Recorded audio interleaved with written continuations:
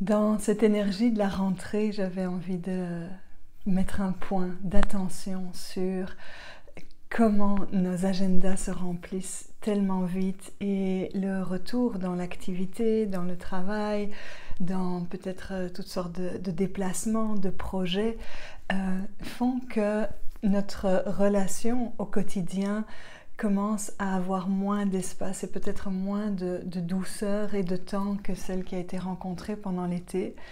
Et je voulais mettre un point d'attention et de vigilance là-dessus, parce qu'on commence à gérer son quotidien, à courir derrière le temps, à essayer de tout caser dans un agenda, puis à accumuler de la fatigue.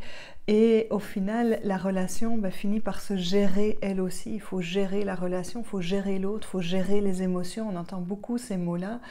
Et l'invitation, ce serait plutôt que de gérer la relation, ce serait de nourrir la relation et de la nourrir en se donnant des rendez-vous, en se donnant du temps, en l'installant avant d'entrée de jeu en début de semaine, comme ce lundi, de se dire tiens, ça c'est une plage horaire que je donne à une relation en particulier, que ce soit la relation avec mon homme, avec ma compagne, avec un enfant, pour passer un temps précieux. Et quand je dis un temps précieux, c'est pas un temps d'occupation, ni de remplissage, ni de bruit. Bien sûr, on peut se donner rendez-vous pour aller au cinéma, pour aller au restaurant, pour écouter un film. Et peut-être que déjà aller se promener, c'est une autre invitation. Aller se promener, ça invite à marcher, à cheminer quelque chose ensemble, à se dire, mais surtout se donner du temps pour se découvrir, s'écouter, se mettre en curiosité de « veux-tu me raconter quelque chose qui a été important pour toi cette semaine? Veux-tu me dire quelle est l'émotion prédominante qu'il y a pour toi en ce moment?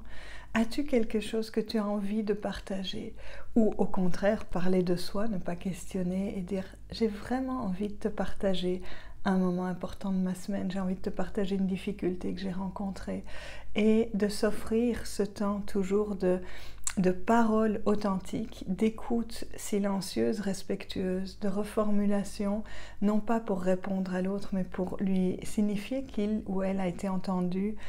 Et ainsi, en se donnant du temps, on va apprendre à nourrir la relation de curiosité, d'ouverture, de respect, de beauté, de gratitude.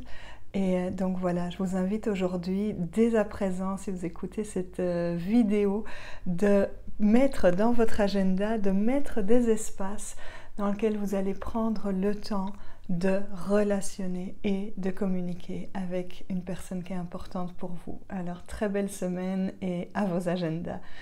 Bye bye.